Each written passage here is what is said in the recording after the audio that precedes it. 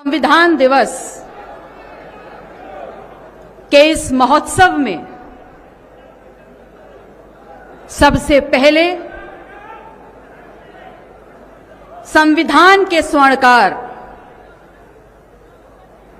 Baba Saheb doctor Bhimrao Ambedkar के चरणों में अपने श्रद्धा के सुमन अर्पित करते हुए 6 भाषाओं के ज्ञान के साथ 26 डिग्रियों के साथ जब वो शख्स भारत अपने देश लौट कर आता है तो कभी कल्पना भी नहीं की थी कि सर छुपाने के लिए एक छत जाति छुपा कर मिलेगी।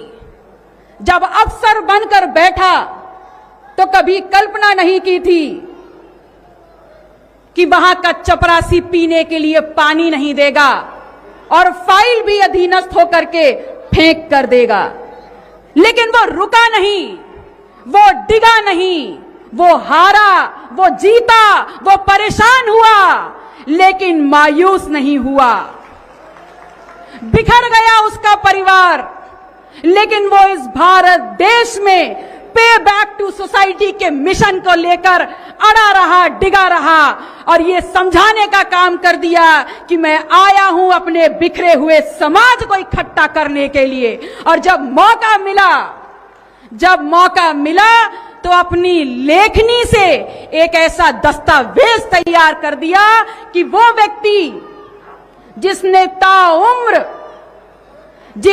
ताउम्र गैर बराबरी झेली, जिसने ताउम्र अपमान झेला, उसने एक दस्तावेज के माध्यम से, अपनी एक लेखनी के माध्यम से सबके लिए सम्मान और समानता लिख दी।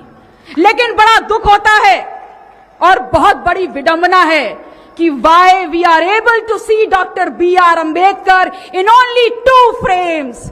हम डॉक्टर बी आर अंबेडकर को सिर्फ 2 फ्रेम्स में क्यों देखते हैं, सिर्फ 2 खांचों में उनके व्यक्तित्व को रेखांकित क्यों कर दिया गया है। यह सोची समझी चाल है। अगर आपने देखा होगा तो देखा होगा डॉक्टर बी आर अंबेडकर को एक सूट बूट पहने संविधान की किताब को पकड़े हुए उस व्यक्ति को, या सिर्फ संविधान वेदता के रूप में, और या देखा होगा दलितों के नेता और आरक्षण वाले शख्स के रूप में। मेरा सवाल आपसे है, मेरा सवाल इस देश की राजनीति, इस देश की सत्ता, इस देश के भविष्य से है कि मुझे बताने का यह काम करिए कि जब जवाहरलाल नेहरू, लाला लाजपत राय, इन सब को जितना हमने सुना, जितना हमने जाना, वो सब के सब जब क्रांति के वाहक हैं, वो सब के सब जब जंगे आजादी के नायक हैं, वो सब के सब जब अखिल भारतीय नेता हैं, तो डॉक्टर बी आर अंबेडकर जिन्होंने इस देश का संविधान लिखा है, वो सिर्फ आरक्षण के जनक कैसे हो गए, वो सिर्फ आरक्षण वाले शख्स कैसे हो गए। मैं आपसे ये कहना चाहूंगी कि समझ लीजिए, डॉक्टर बी आर अंबेडकर को परिभाषित आप आरक्षण वाले शख्स के रूप में नहीं कर सकते।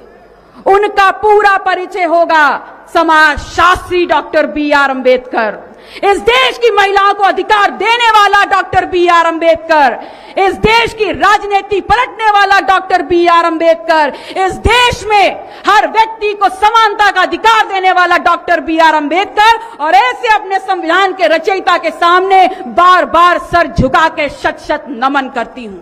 आपसे ये कहना चाहती हूं कि अगर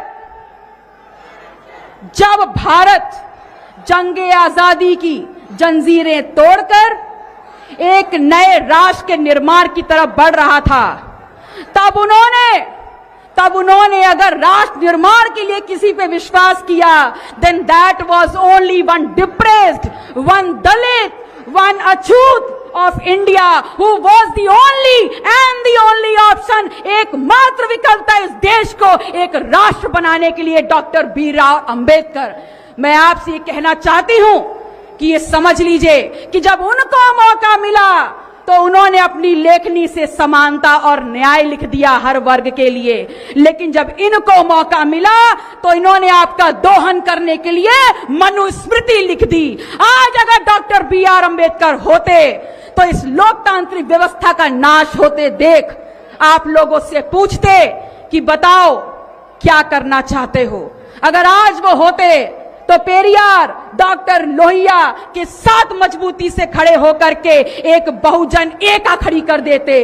अगर आज वो होते तो फूले को लेकर, सरदार पटेल को लेकर और डॉक्टर सोनेलाल पटेल की यात्रा को लेकर के इस देश के पिछड़े समाज से पूछते कि आप अपने देश को और अपने सपनों को कैसे देखते हैं। मैं आपसे अपनी बातों को समाप्त करते हुए सिर्फ इतना कहना चाहूंगी कि याद रखिएगा, ये लड़ाई 90 बनाम 10 की है। ये लड़ाई इस देश के कमेरा बनाम लुटेरा की है। और अगर हमारे संविधान के साथ खिलवाड़ किया तो खून की नदियां बहा देंगे। और अगर उसके प्रतिकार के लिए मुझे बागी बनना है तो मैं फक्र से कहूंगी कि मैं इस देश की बागी बेटी हूं।